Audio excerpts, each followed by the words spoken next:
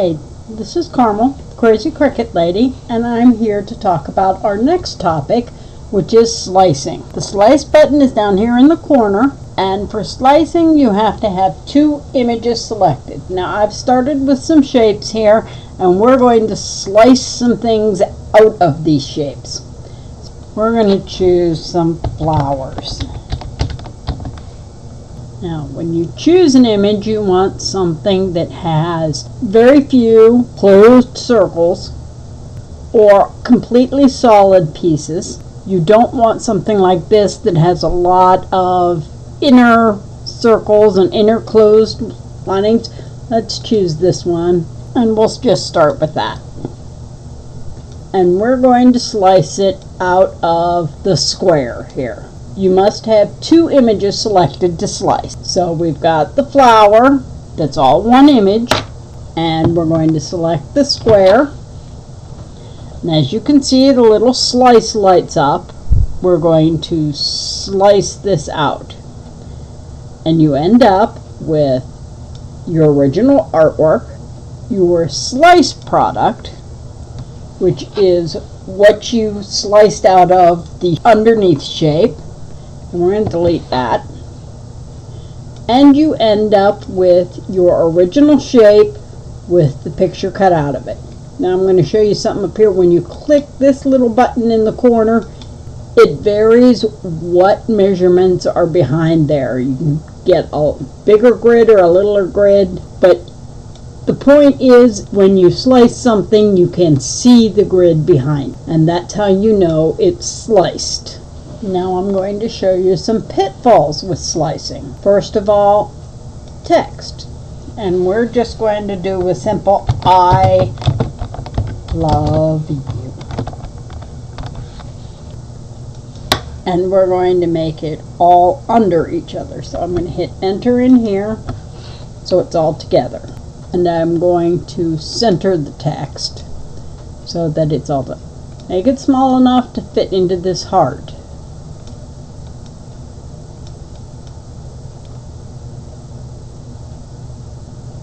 There, it's all centered inside that heart. Some pitfalls with especially text is the closed letters. It will cut the I just fine. O's are going to be a problem, so will the E's, because they have this closed circle. When it cuts something out, it will cut out that big circle and then the little circle, but the little circle's already gone because it cut out the big circle. So you're left with a big hole. Now this may be what you want. I don't know. But your best bet is that when you're doing letters like this, you find a stencil font. And I have a couple stencil fonts. I choose stencil. There are several fonts here labeled stencil fonts, and all have one characteristic in common. As you can see, there are no inside cuts. So the O has a little split down the middle. The E has a little split in there.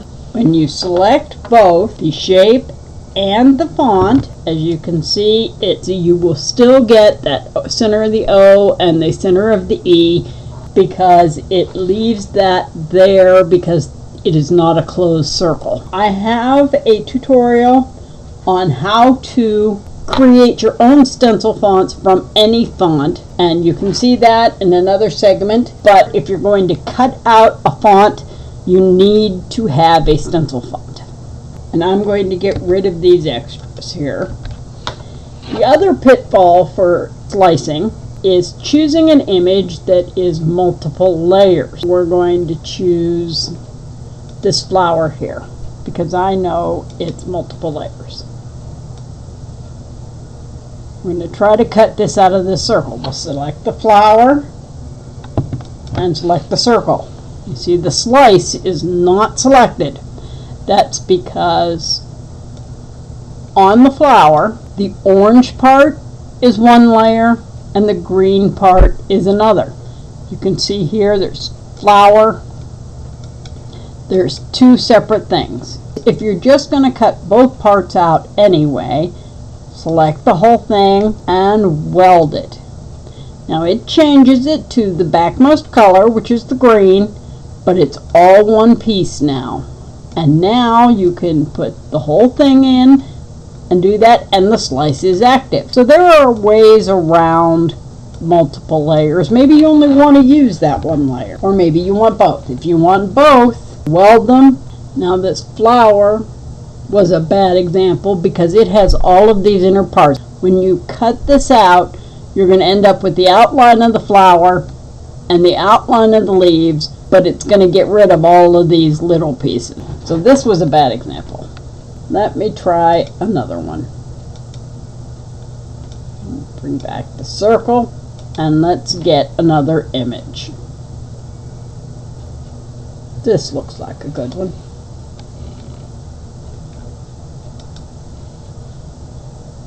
Now, this image has two layers, the yellow parts and the brown part. The way this is designed, it doesn't matter if we lose the pieces because that's what we're trying to cut out. So we'll put that there, select the whole thing. See, we can't do that. But if we select all of this image and weld it first, and then do this, select the whole thing and slice it, as you can see, it's sliced all of it, and because this has enough of an outer edge, you'll cut out the big circle and you'll cut out each of the leaves, but that's what you wanted anyway, because that's the image you chose. I use slice all the time. I don't know if many of you have seen my clocks. Let me see if I can pull them up on my project. This is a clock that I cut out, and I use slice for every single one of these pieces to cut it out and make my clock face. It's a very, very handy and very powerful tool. Here is a nice way to make a shadow layer with slicing. These hearts are right now, they're the same size. But if I shrink one of these just a little bit and put it inside the other one and slice them, you can see I have an outline shape. And these hearts are the exact same size again because they're both sliced. But I have this outer outline. This is what I use when I make the frame on a shaker card. Now this is a little thin for a shaker card, but this is how I do it. You can use squares or rectangles. Let's just make a rectangle here and then duplicate it, shrink it just slightly, center it,